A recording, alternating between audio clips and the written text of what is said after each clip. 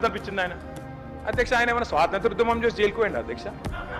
ఏం చేసిపోయింది అధ్యక్ష జైలుకి? ఆయన అది పెద్ద సానుభూతి. మేము పోలేదా జైలుకి? వరంగల్ జైలుకి నేను కూడా పోయిన తెలంగాణ ఉద్యమంలో. ఎస్ ఉన్నాం, అక్కడ బరాబర్ ఉన్నాం. మీరెందుకు పోయినరంటే నేను అడుగుతున్నా ఈరోజు. ఎస్ మీ ఇంటికి ఇవ్వాలని జూబ్లీ హిల్స్ ప్యాలెస్ మీదకి ప్రైవేట్ డ్రోన్ పంపితే ఊకుంటావా? అక్కడ నీ బిడ్డనో నీ వైఫో ఉంటే వాళ్ళని ఇష్టం ఉన్నట్టు ఫోటోలు తీస్తే ఊకుంటావా? ఎవరి ఇళ్లలో పడతా వాళ్ళ ఇళ్ళ దొరబడతా, నా ఇష్టం ఉన్నట్టు చేస్తా, అరాచకం చేస్తా అంటే ఊకుంటారా అధ్యక్ష? ఇది పద్ధతేనా అధ్యక్ష? అంటే మీ కాడికి వచ్చేవరకే కుటుంబాలు, మీ కాడి కొరకు వచ్చేవరకే భార్య పిల్లలు, వేరే వాళ్ళకి లేరా అధ్యక్ష భార్య పిల్లలు? మీరు ఆనాడు ఇష్టం ఉన్నట్టు మాట్లాడినప్పుడు, లేని రంకులు అంటగట్టినప్పుడు, ఇష్టం ఉన్న సంబంధాలు మాట్లాడినప్పుడు ఆ రోజు లేవా నీతులు? చివరికి మా ఇంట్లో పిల్లల్ని కూడా తిట్టింది మీరు కాదా? ఆనాడు మా ఇంట్లో చిన్న చిన్న పిల్లల్ని పట్టుకొని, మైనర్ పిల్లల్ని పట్టుకొని బూతులు మాట్లాడింది మీరు కాదా? వాళ్ళ మీరేదో పెద్ద సానుభూతి కోసం మాట్లాడితే ఏం పని చేసిపోయినా మీరు జైలు. అయినా నేను అడుగుతున్నా ముఖ్యమంత్రి గారు, నేను అడుగుతున్నా అధ్యక్ష, జైలుకి ఎవరు పంపుతారు అధ్యక్ష?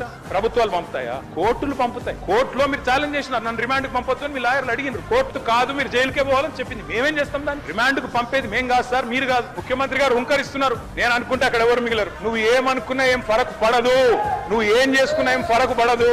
నువ్వు అనుకుంటున్నావేమో పదవి శాశ్వతం, అధికారం శాశ్వతం, ఏది శాశ్వతం కాదు.